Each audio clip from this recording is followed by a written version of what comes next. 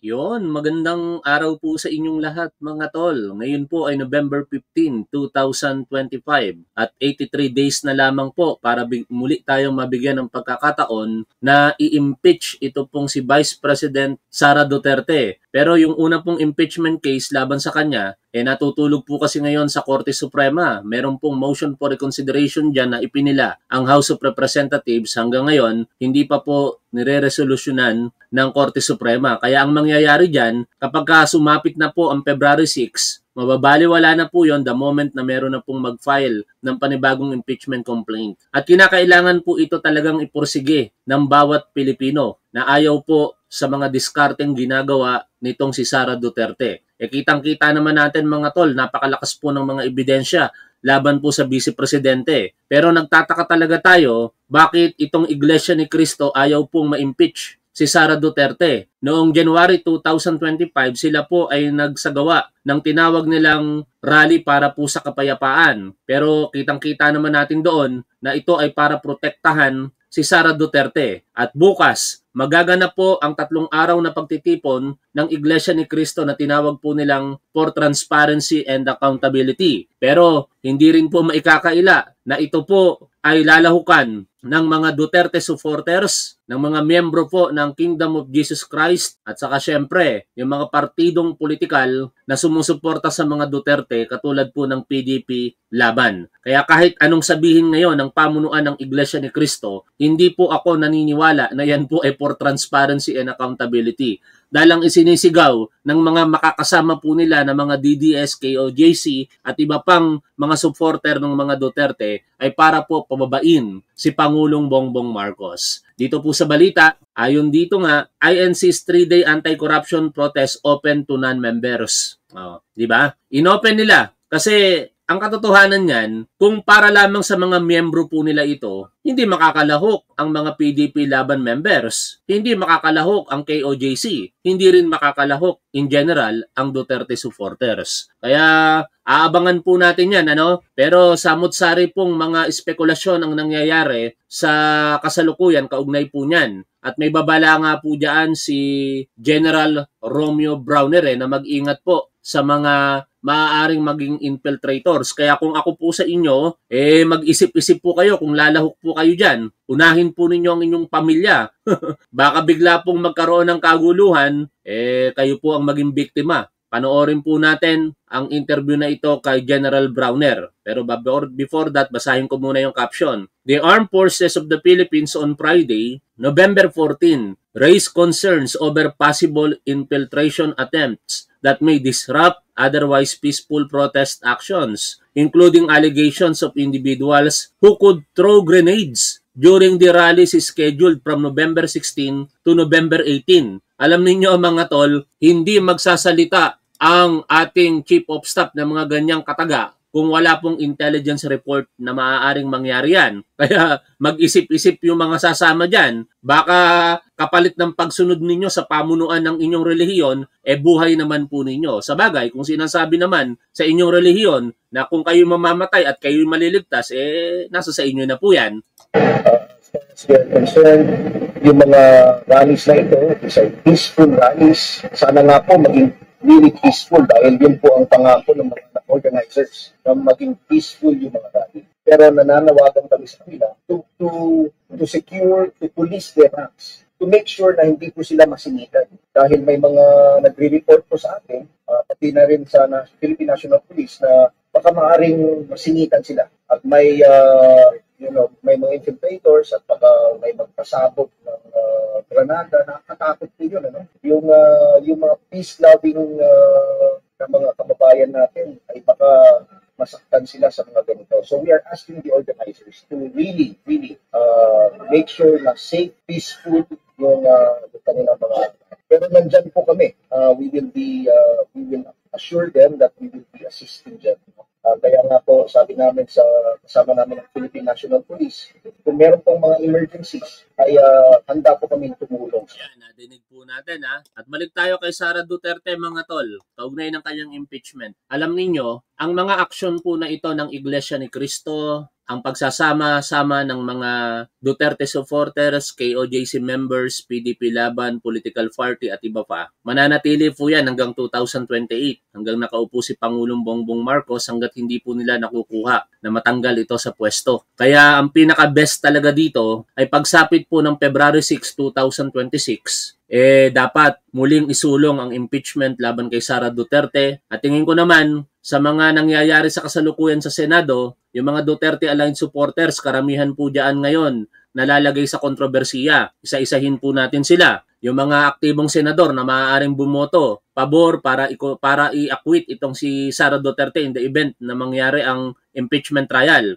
Una, si Senator Joel Villanueva. Pangalawa, si Senator Chis Escudero. Pangatlo, si Senator Jinggoy Estrada. Pang-apat, may issue na rin kay Senator Dante Marcoleta kaugnay ng kanyang pagsisinungaling sa Statement of Contributions and Expenditures. Siyempre, ang iba pang mga senador dyan, katulad ni Mark Villar, ay maaari ding malagay sa alanganin sapagkat nai-issue din siya ngayon. In fact, yesterday, sa naging pahayag nito pong si dating Undersecretary Roberto Bernardo, ay idinamay na po siya na sinasabing di umano'y tumanggap din po ng komisyon. Bagamat ang lahat po ng mga yan ay itinatanggi nila, pero sooner or later naniniwala ako na ang mangingibabaw po dito ay mga ebidensya. At dahil po dyan, pagka nakulong ang mga yan, malamang sa malamang, hindi yan makakaboto sa impeachment trial na mangyayari. No? Kaya malakas ang posibilidad na makonvict si Sara Duterte at kapag ka natanggal ito sa pagiging vice-presidente, tingin ko, ang panawagan nila na pagpapababa kay Pangulong Bongbong Marcos ay medyo magsasubside. Kasi itong mga tao na ito, mga tol, malakas ang paniniwala ko dito na ito ay napapangakuan kung hindi man nababayaran sa kasalukuyan. Baka pagka maupo si Sara Duterte, may mga kanya-kanyang posisyon po itong makukuha sa ating gobyerno. Hindi naman maikakaila na usong-uso ang nepotismo no? Kapag ka may kakilala ka, nakakakuha ka ng pwesto sa ating gobyerno. Kaya ang tingin ko rin, sa nangyaring hindi natin mawari kung pasabog ba o kung anong kalokohan kasinungalingan ang pinagsasasabi nitong si Saldico, dito, baka ito ay isa sa mga nilapitan na rin. Pinangakuan, sige, kakalimutan na namin yung galit namin sa'yo. Basta ang idiin mo lamang si Bongbong Marcos at si Martin Romualdez. At ganun nga yung nangyari kahapon sa video na inilabas nitong si Saldico. Itinuturo niya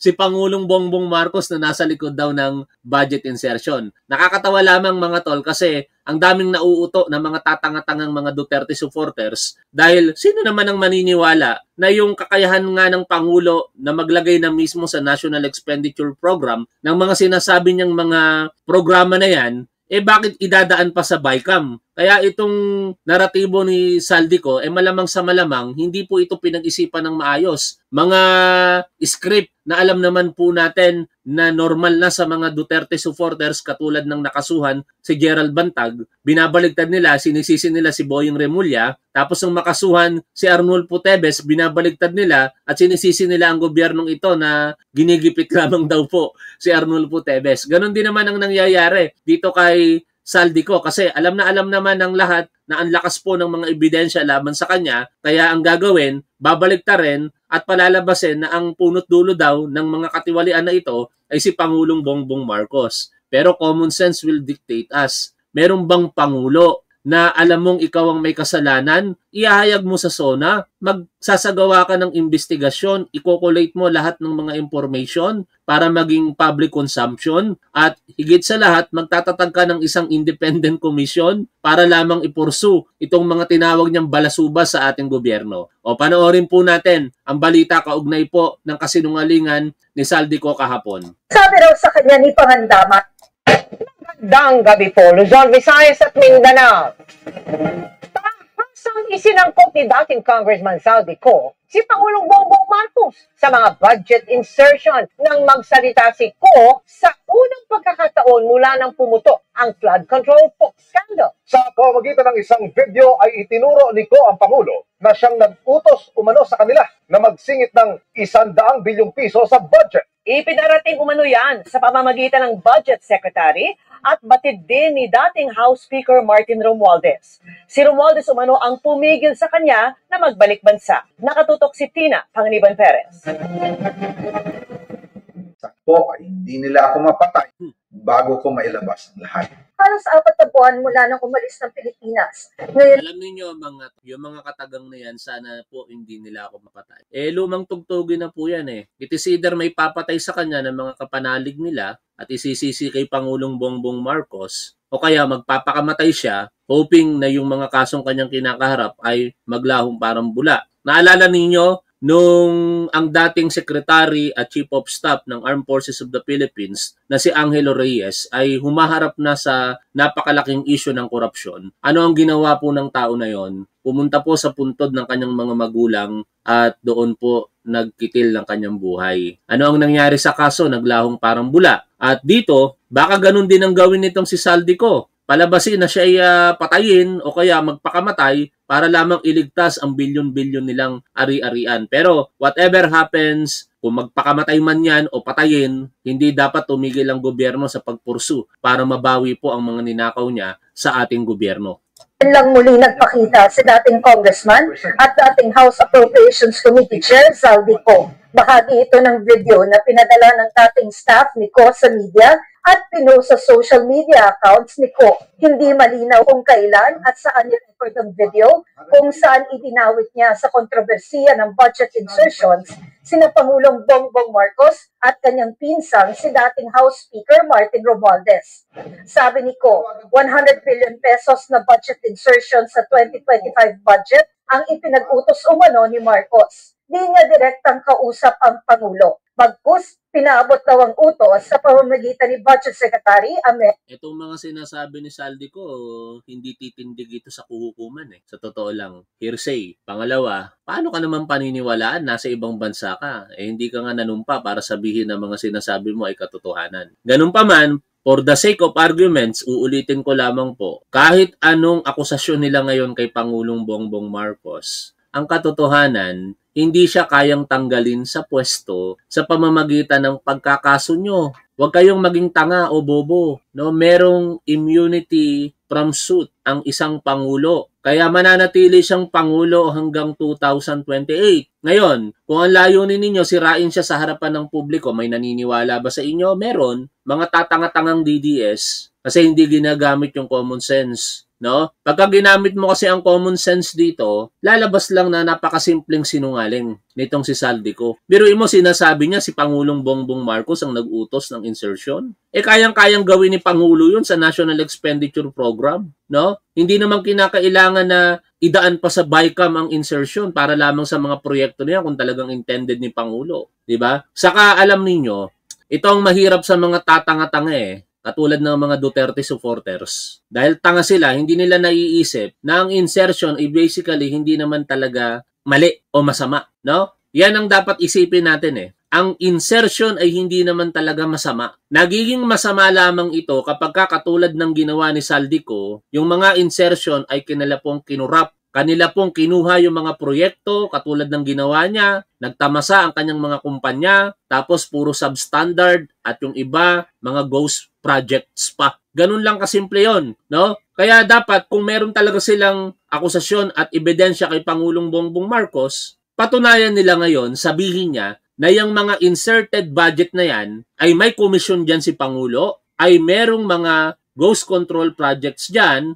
at may mga substandard na mga proyekto. At i-connecta nila ngayon ito kay Pangulo. Hindi yung ganyan lang sasabihin mo. Merong insertion, inutos ni Pangulong Bongbong Marcos, tapos naglabas ka ng kunyaring mga resibo ng insertion. Ikaw nga gumawa nun. Madali mong kasi sabihin na inutos sa'yo ni Pangulo dahil wala na eh. Huli ka na. Wala ka nang magagawa dahil bistado ka na, Saldico. Kaya ang gagawin mo ngayon, ililigtas mo ang sarili mo, tapos mag-play victim ka, pero alam naman namin ang motivation or intention mo dyan. Malamang sa malamang, napangakuan ka na kapag ka napabagsak ninyo si Pangulong Bongbong Marcos, maglalahong parang bula ang mga kaso mo. Kung hindi man, baka mapababa lamang ang kakaharapin mong kaso. Ganun kasi ang galawan ng mga Duterte, no? Lalong-lalo na itong si Sara Duterte. Pero higit sa lahat, Hindi po yung sitwasyon ang nakakatakot dito eh. Yung posibilidad na si Sara Duterte maging presidente na mentally unstable. Baliw yung tao na yan, di ba?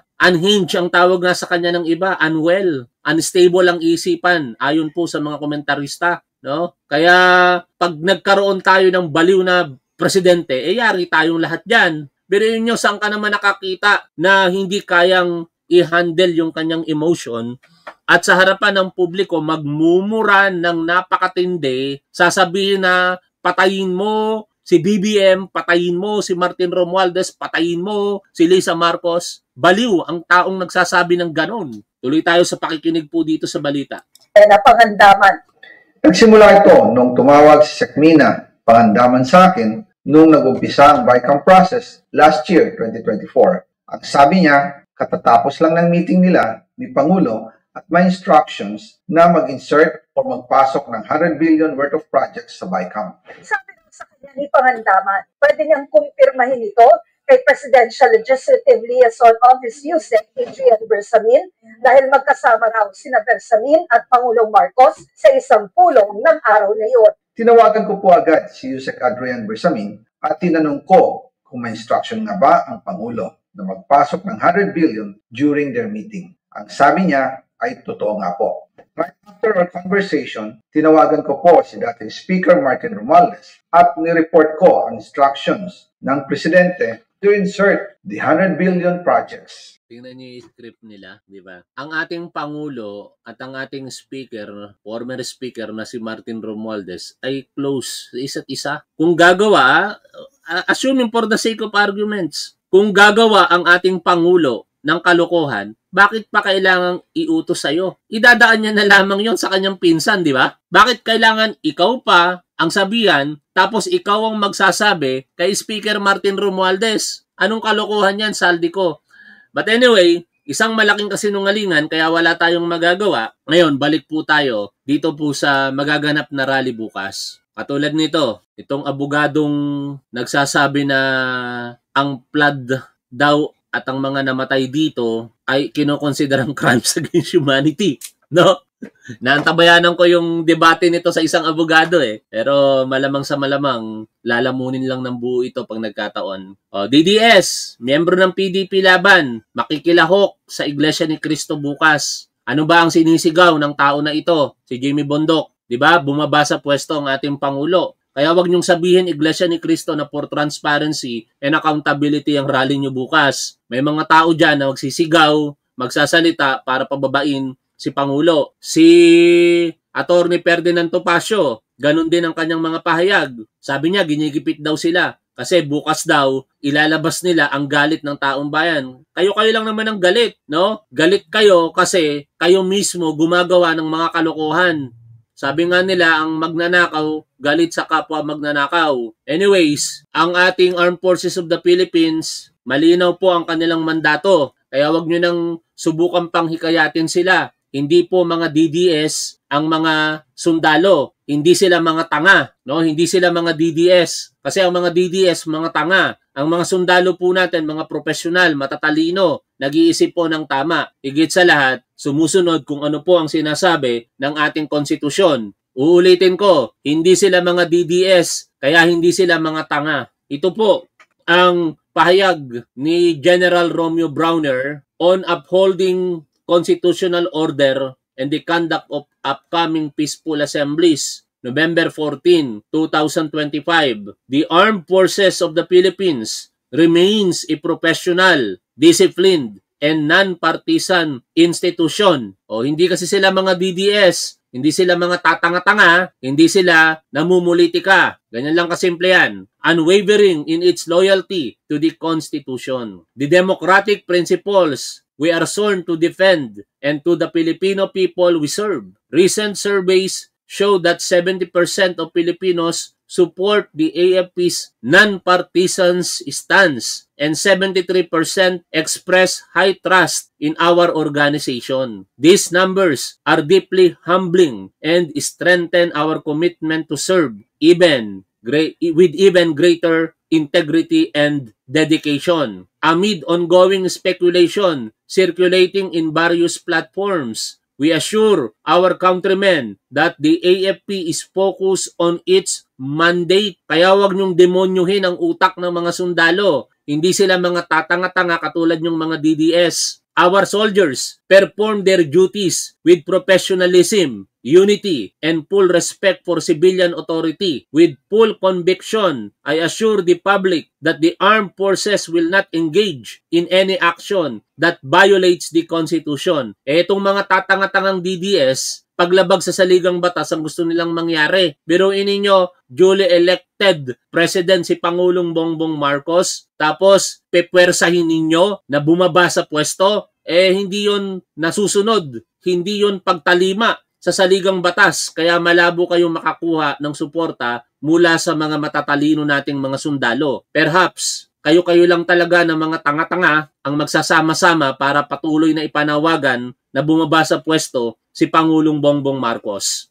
Not today, not tomorrow, and certainly not under his watch. As part of our responsibility to protect national stability, the security sector continues to carefully monitor and validate information that may affect public safety or constitutional order. These processes are deliberate, lawful, and coordinated with our partner agencies. Kaya nga ngayon, ayon mismo dito sa post ni Ramon Tulfo, ayon sa kanyang bubuwit, yesterday, syempre, parte yan ng gampanin ng ating Pangulong Bongbong Marcos na siguraduhin na ang kapayapaan, katiwasayan at ang pagtalima sa saligang batas ay mangingibabaw sa lahat ng pagkakataon. Kaya sinabi dito ni Ramon Tulfo, ayon sa kanyang bubuwit, President BBM has called the National Security Cluster to a conference in Malacanang. Yesterday po yan, The Security Cluster is composed of Department of National Defense, Department of Interior and Local Government, and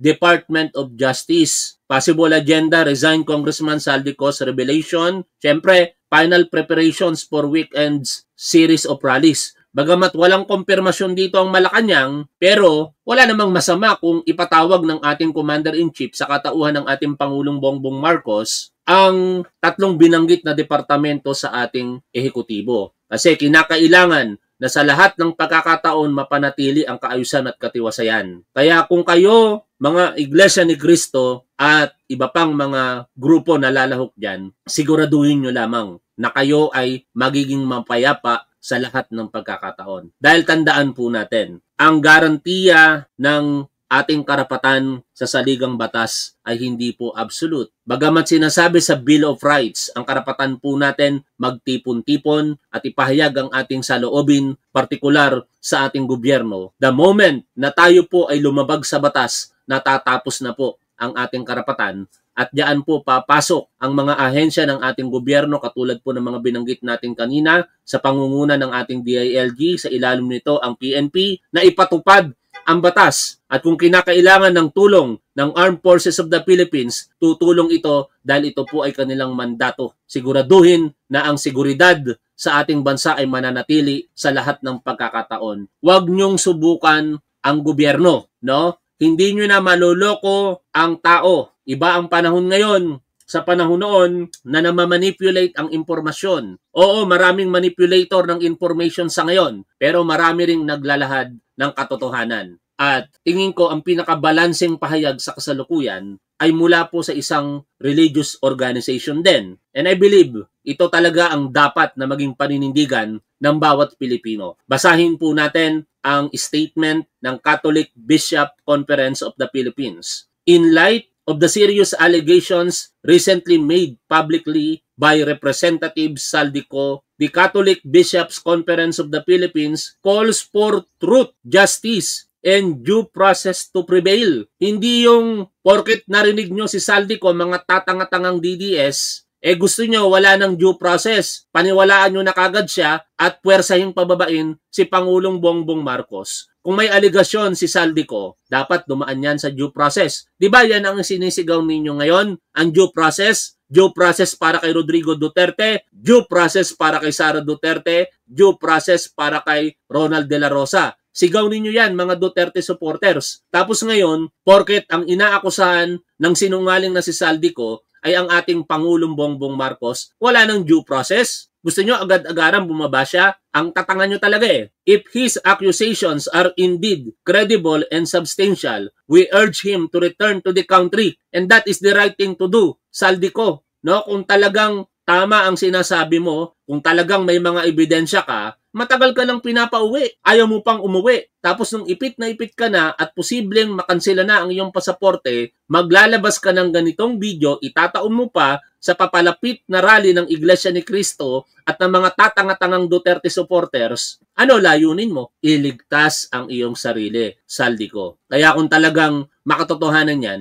napakasimple lang. Umuwi ka sa Pilipinas at panindigan mo ang sinasabi mong akusasyon laban sa ating Pangulo. We urge him to return to the country and file his charges before the proper authorities under oath and supported by verifiable evidence. Umuwi ka dito. Sampahan mo ng kaso si Martin Romualdez at bilang dating kongresista, alam na alam mo ang proseso ng impeachment. Ikaw mismo ang manguna. Mag-file ka ng impeachment complaint sa House of Representatives for betrayal of public trust. Kasi kung totoo yung sinasabi mo, that is tantamount to betrayal of public trust dahil niloko ayon sa iyo ng ating Pangulo ang taong bayan. Pero ayon lang naman sa iyo yan. Dahil ang katotohanan, isang malaking kasinungalingan yung pinagsasasabi mo, Saldico. Tuloy ko po ang binabasa natin. Public declarations on social media, however alarming, cannot take the place of formal testimony in the appropriate legal venues. For the good of the nation, such claims must be examined transparently, impartially, and in accordance with the rule of law. Ganun lang kasimple dapat, Saldico. Pero ginagawa mong komplikado dahil alam naman ng lahat na ikaw ay guilty talaga